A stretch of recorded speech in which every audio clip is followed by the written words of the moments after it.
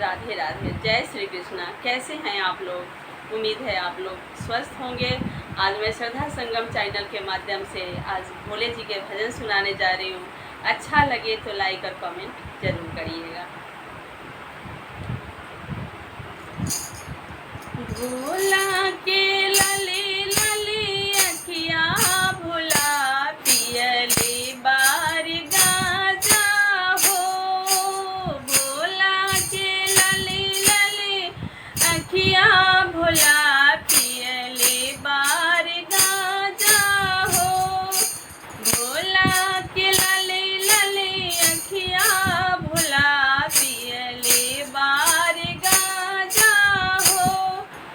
तो सक तकिया भोला के मन ही न भाए। तो सक तकिया भोला के मन ही न भाए। मिर्गा के छाल कहाँ पाइब भोला पियले बार गाजा हो। मिर्गा के छाल कहाँ पाइब भोला पियले बार गाजा हो। भोला के लली लली अखिया भोला पियले बार गाजा हो। भोला के लली लली अखिया भोला पियले बार गाजा हो। हाथी से घोड़ा भोला के मन ही दबाए। हाथी से घोड़ा भोला के मन ही न भावे। बस बैले कहाँ पाइब भोला पियले बार गाजा हो। बस बैले कहाँ पाइब भोला पियले बार गाजा हो। भोला के लाली लाली अखिया भोला पियले बार गाजा हो। भोला के लाली लाली अखिया भोला पियले बार गाजा हो। कोठाया अटारी भोला के मन ही न भाए। कोठा अटारी भोला के मन ही न भाए। मन ही न भाए भोला के मन ही न भाए। कोठाया अटारी भोला के मन ही न भाए। मन ही न भाए भोला के मन ही न भाए। टूटली झोपड़े कहाँ पाए भोला पियले बार गाजा हो। टूटली मड़ैया कहाँ पाए भोला पियले बार गाजा हो। भोला के लाली लाली अखिया भोला पियले बार गाजा हो।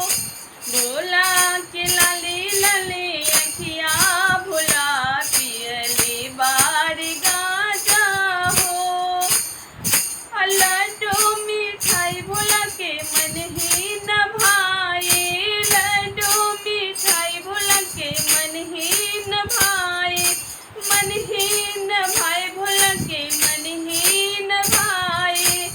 खोआ मलाई भोला के मन ही न भाए। मन ही न भाए भोला के मन ही न भाए। भंगिया के गोल कहाँ पाए भोला पियले बार गाजा हो। भंगिया के गोल कहाँ पाए भोला पियले बार गाजा हो। भोला के लाली लाली अखिया भोला पियले बार गाजा हो। भोला के लाली लाली अखिया भोला पियले बार गाजा हो। सुंदर बेटुआ भोला के मन ही न भावे। सुंदर बेटुआ भोला के मन ही न भाए। मन ही न भाए भोला के मन ही न भाए। सुंदर बेटुआ भोला के मन ही न भाए। गौरा सुहागिन कहाँ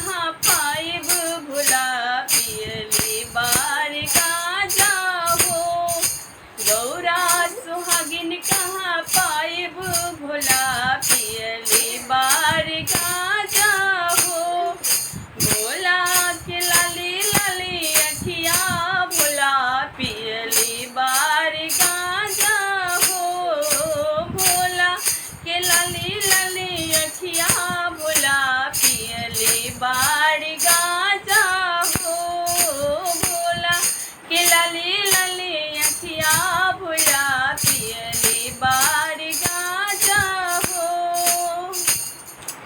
हर हर महादेव।